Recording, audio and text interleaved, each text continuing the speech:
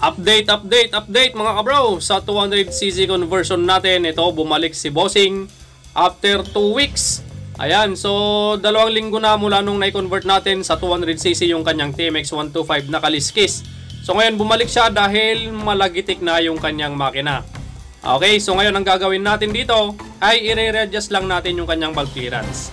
Ayan, pakinggan natin mga kabro yung tunog ng andar ng kanyang makina.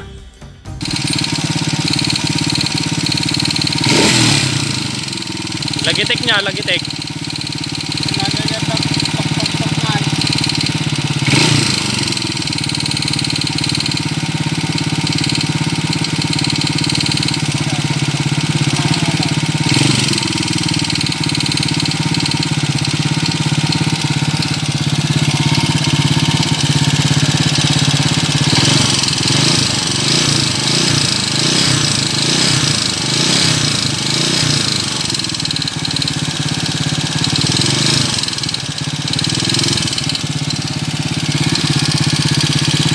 Kaya po mon boss. Alam mi santa.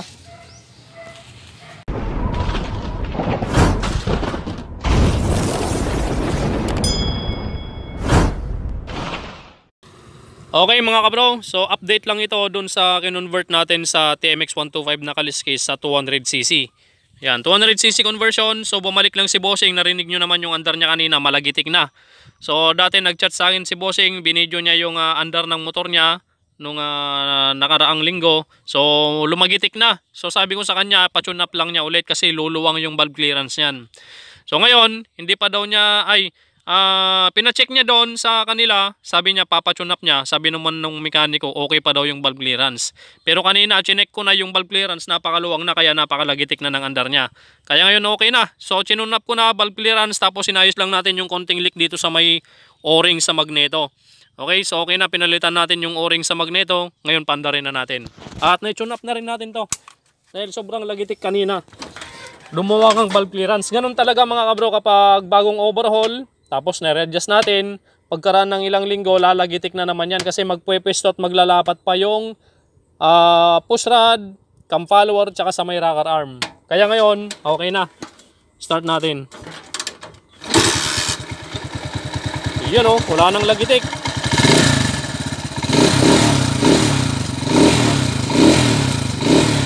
Vibrate na lang dito sa sidecar yung naririnig natin mga kabro.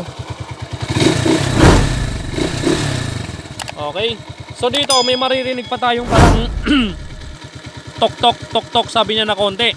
Pero walang issue yon kasi yung kinabit natin kwan dito, panggilid, yung housing ng clutch housing, yung clutch housing assembly, yung housing niya medyo may konting gewang. Kaya kapag may gewang na konti yon mga kabro, magkakaroon ng cause na ganyan, tok-tok na konti. Pero hindi naman issue yan, hindi naman masyadong malakas. Yan o. Okay. So ngayon, ayos na ayos pa rin tong conversion natin. Update lang to mga kabro sa 200cc conversion natin. Hindi kagaya nung mga iba na walang update sa 200cc conversion nila. Wala na. Hindi sila nag-update. Kaya ngayon ito update natin para malaman naman ninyo mga kabro. Ayos. Napaka-responsive ng karburador na kinursonada ni Bossing. Ayun yung karburador na kinursonada ni Bossing. Original na pang TMX 155 na pang CDI. Yung galing sa Skygo boss natin. Okay? Napakaganda ng response nyo. Ayos! Oh my God! Wow! Okay, so tara, testing natin patakbuhin.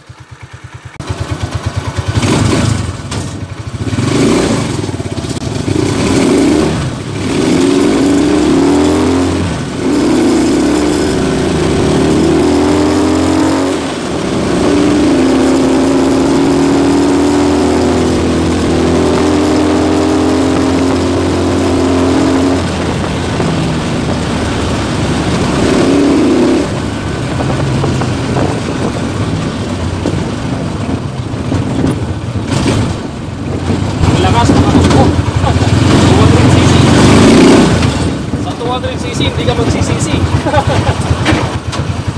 Ha? Oh, sige. So yun mga kabro, okay na tong motor ni Bossing. Ayan. So So ngayon ibibigay na natin sa kanya itong motor niya at okay na. So sa susunod kung may ma-order tayong original na clutch housing ng 155 ay ikakabit natin dito sa kanyang motor para mawala yung tok tok tok. Okay, maraming salamat. God bless you all mga kabro.